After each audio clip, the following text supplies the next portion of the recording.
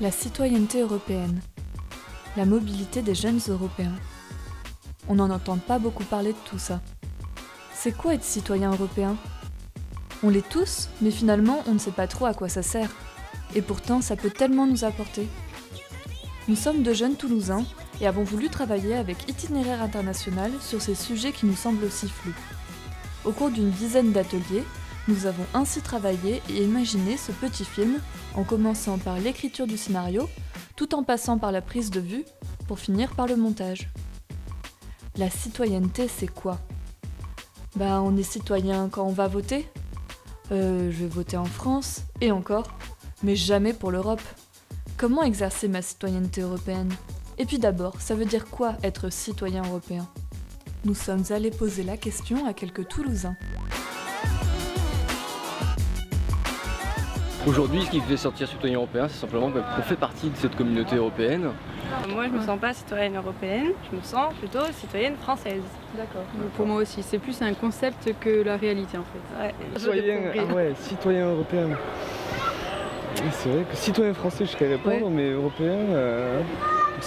Je suis pas sûr que ce soit l'Union européenne qui me fasse plus sentir d'appartenir à ce continent qu'avant. Ouais, citoyen français, on se sent, concerné par l'actualité, on a envie de donner notre avis, on vote, donc c'est vrai que pour moi c'est ça être citoyen français, quoi. Alors l'Union européenne pour moi c'est une grande idée tout d'abord, regrouper des nations assez morcelées sur le continent, une partie du continent européen.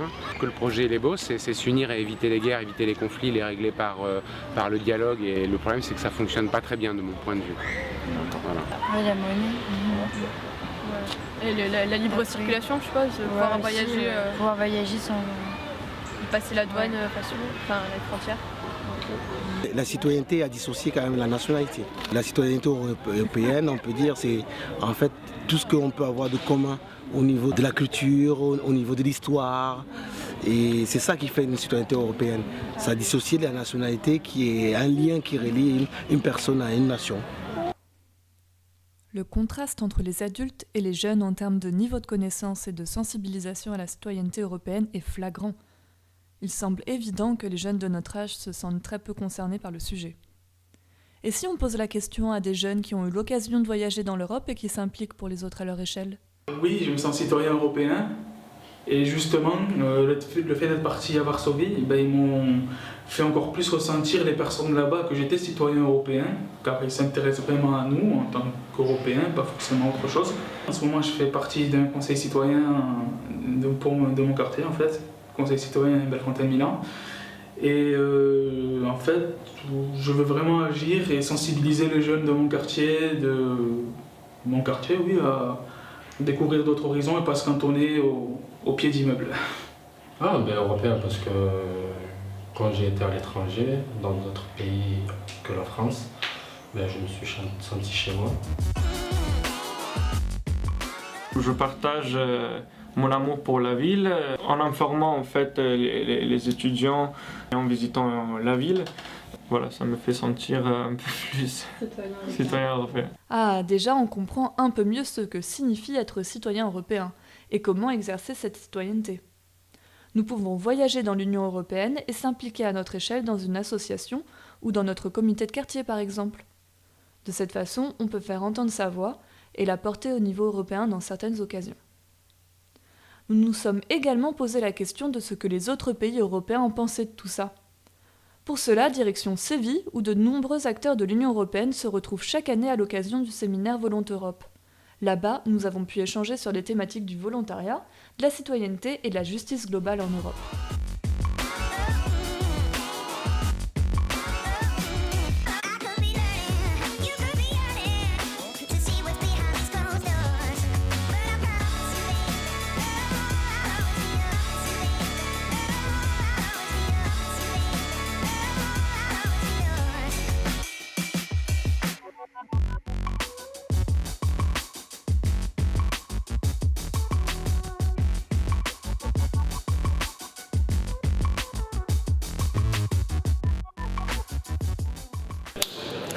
What's your name first?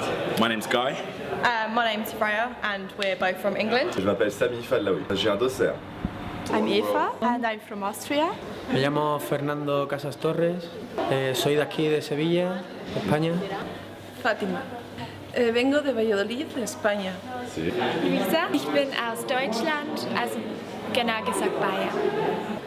Me llamo Sonia, vengo de Madrid, España. Ah, bonne question. L'Europe, en un mot, union. C'est vrai que moi c'est quelque chose qui me plaît, qu'on passe qu'on dépasse les frontières pour s'unir au niveau européen, parce que si on reste dans nos pays en tant qu'Européens, on n'ira jamais très loin. Convivencia, bueno, la unión de diferentes países para intentar hacer una única cultura entre todos nosotros. Para mí es un concepto multicultural. 3 Wörter vielleicht? Okay. Solidarität, Integration und Gleichberechtigung. So yours is equality? Mine's equality, because I think everyone should be equal within Europe. I don't think there should be any differences of how people are treated, and bring all the cultures together. And mine is community, because I feel like Europe is a community, a very large community, but we're a community that we are equal, and we share different things. We share different things and different cultures, but we're a massive community. Pour moi, c'est, je dirais que c'est enrichissement, non. Dis en espagnol. Enriquecimiento. De tous ces témoignages, nous pouvons quand même retenir que l'Europe, ça permet de faire beaucoup de choses. Pour résumer, la citoyenneté européenne signifie faire partie d'une communauté regroupant actuellement 28 pays, l'Albanie étant le dernier membre à avoir intégré l'Union européenne. Nous avons une monnaie commune, l'euro, et puis nous pouvons voyager librement et sans contrainte dans la zone de l'Union européenne avec notre carte d'identité. C'est pas formidable ça ? On peut également travailler sans visa dans tous les pays membres de l'Union européenne. Finalement, même si nous sommes tous très différents d'un pays à l'autre, nous partageons une même identité qui nous confère les mêmes droits et mêmes devoirs. Nous avons un hymne en commun, l'Ode à la joie, ça vous dit quelque chose ? Et puis une même devise nous rassemble et nous ressemble, unis dans la diversité. C'est pas beau ça ? En fait, il faut savoir que l'Union européenne a été créée au lendemain de la Seconde Guerre mondiale afin de rétablir et maintenir la paix entre les peuples. Au fur et à mesure, les objectifs de cette union ont également été de devenir économiquement plus forts et de faire concurrence aux autres grandes puissances du monde. Cela a par ailleurs permis de faciliter les échanges entre les pays, qu'ils soient commerciaux, sociaux ou culturels. Bon, et pour nous les jeunes, ça veut aussi dire la création de programmes d'échanges européens et un accès à la mobilité. Contrairement à d'autres pays, nous avons cette chance de pouvoir voyager avec une telle liberté dans tous nos pays voisins membres de l'Union européenne. Cette mobilité peut prendre différentes formes. Études, stages, volontariat, bénévolat, on vous laisse découvrir. Aller ailleurs, c'est important. Et en fait, dans mon cas personnel, j'ai fait un Erasmus en France, en fait. J'étais à Lille.